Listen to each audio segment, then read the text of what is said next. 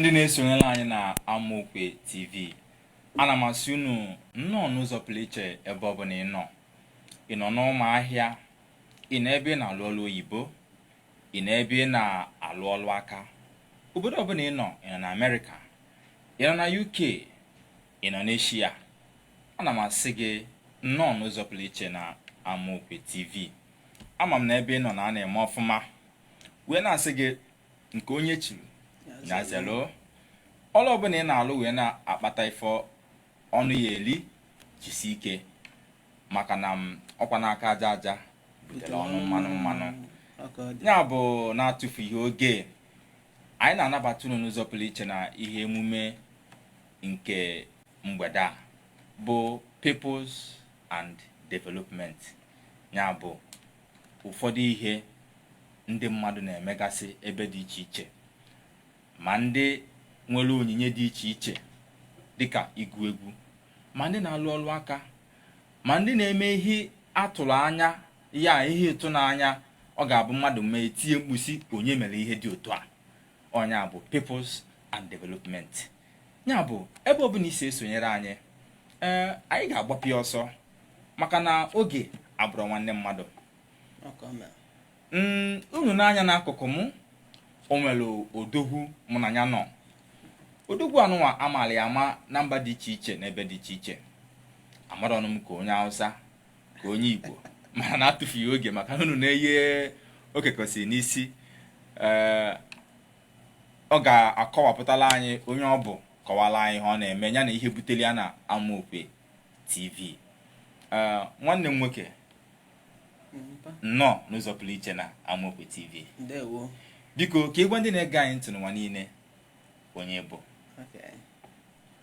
Afa m bụ Ugwudike Chukwuebuka Michael. Ana m eme ihe egwu. Abụ m onye Abọ nke dị na Udi Local Government Area, bụ nwa afọ Ojebe Ogene. Ihe eji mara m n'Ani Ojebe Ogene na Ani Abọ na Ani Udi bụ nwa Ugwudike a na-egburu ebune, onye bụ ọzọ 1. Ọ bụ okwu obere afa. Ana m eme ihe egwu. Ana m emekwazi ihe wood carve, ihe ọbụla gbasara osisi were arụ ihe mara mma. Anọkwa m n'ime ya. Ụmụ ihe ndị a ka m na-emegasị wee na-enyere onwe m aka, ka mmanụ ka m ga-esoro ibe m, ka mmanụ ka ụwa ga-anụ onu m, fụta ihu m, melụ njisi ka m bịa nọnyere Amokwe TV n'ụbọchị tata. Nwanne m nọ n'ụzọ pụrụ iche. Ndewo. Anyị na-asị gị nnọọ. Anyị nọ n'mba ụwa niile na Amokwe TV, dịka esi fo ihe onyonyo a na-agbasa na-aga mba ụwa niile.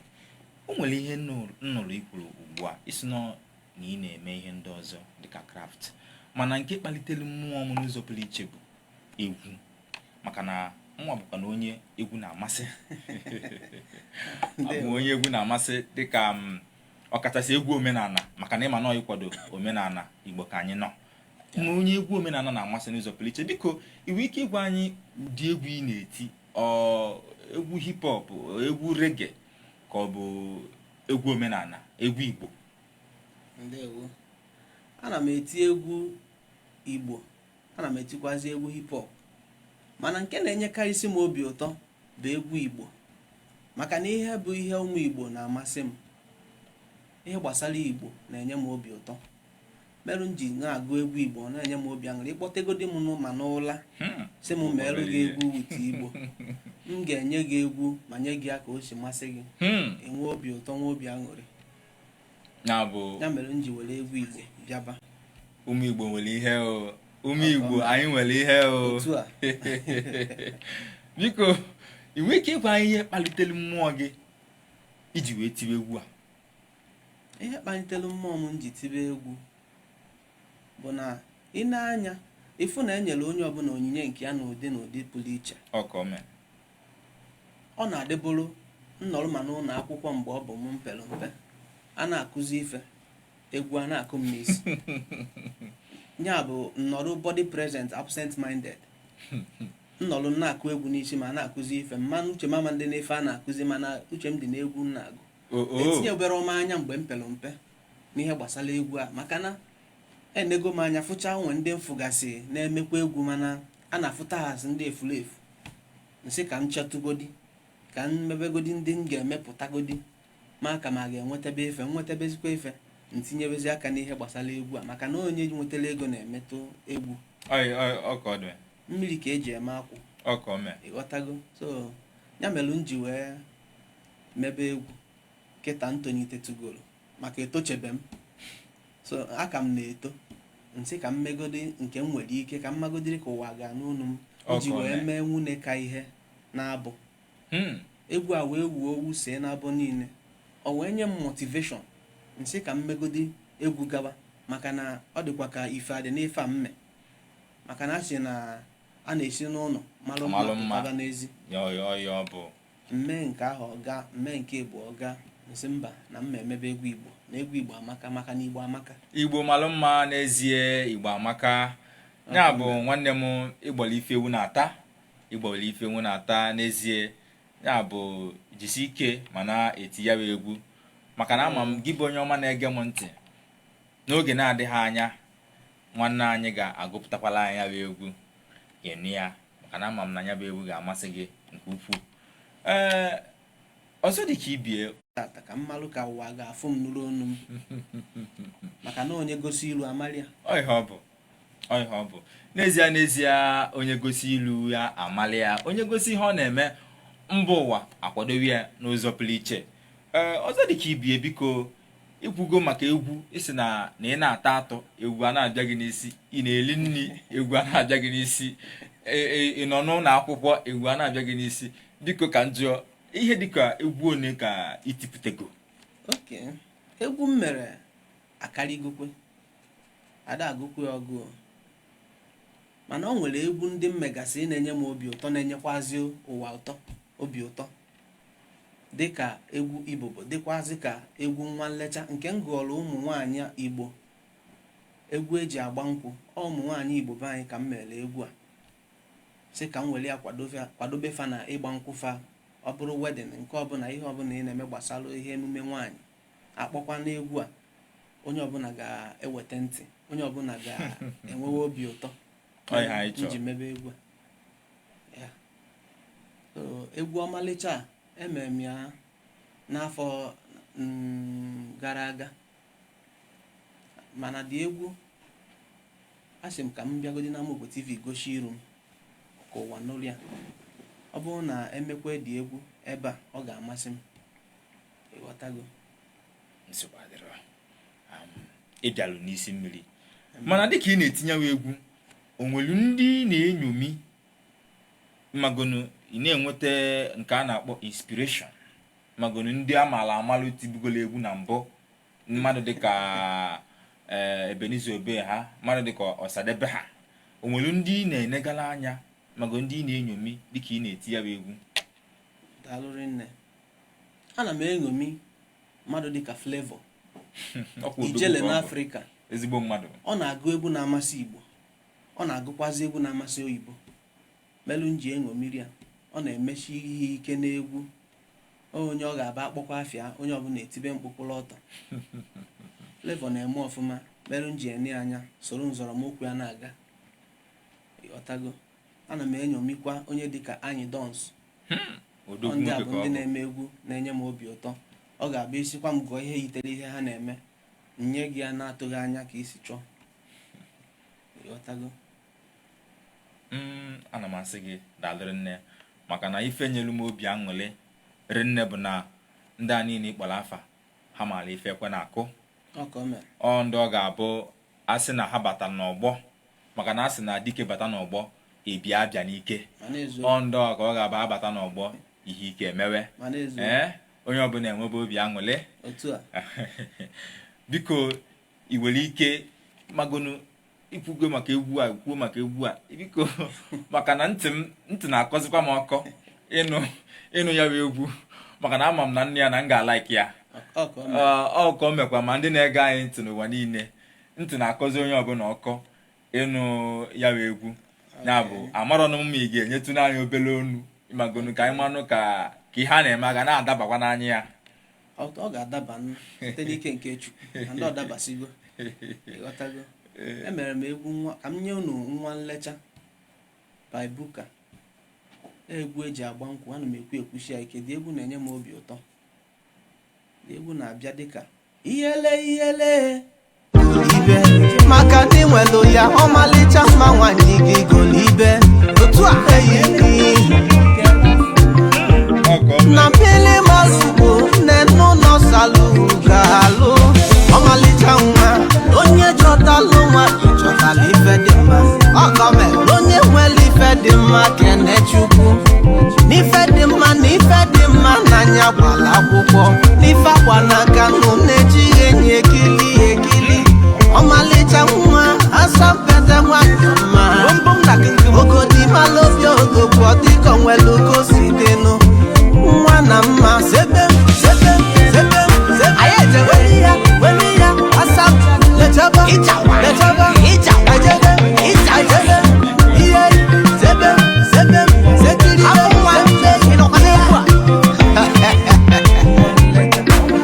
asam ma nwanyị lechaba ngachaluko nwanyị golibe ọmalịcha mma nwanyị gị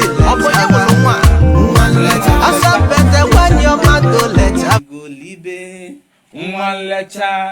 Can you see such a agadi ọkụ ọmalịcha mma nwanyị gị golibe otu a women is the pride of the world. Women are organizers. Ase moji nke ya jisie ike maka ndị nkwaji aka onye nwelu nwere ike Chukwu na-ekene n'ezi nne Chukwu ji chọọ m mma nne dị mma nne dị ụtọ onye nwelu nne kene Chukwu maka ọbara ife Chukwu melụ ya ka iwebe ahụli nwanne n'anyị nwere ife dị mma ọmalịcha gbaba egwu ya nwelu ya otu a weli ya eja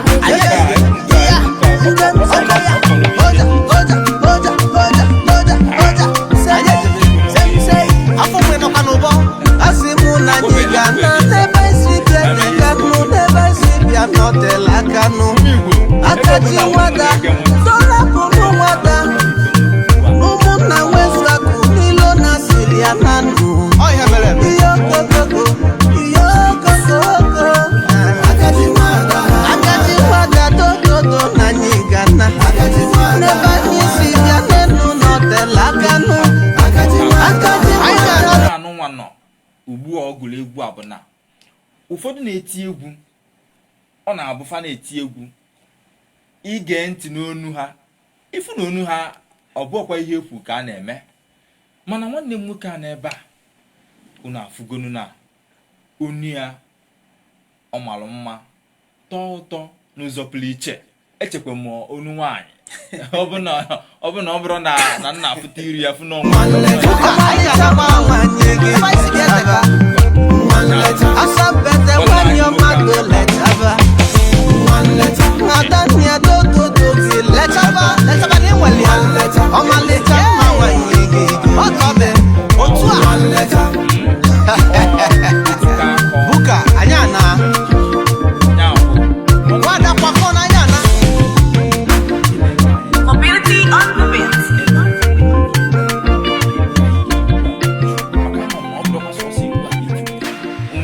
ndị ọzọ itipụtego maka mụ nwa bụ maazị Okeke obi ga-adịkwa m mma ka nje gee ụfọdụ egwu ndị ọzọ itipụtego ihele anyị ejebe BUKA on this one ekene Nwachukwu kele ọfụma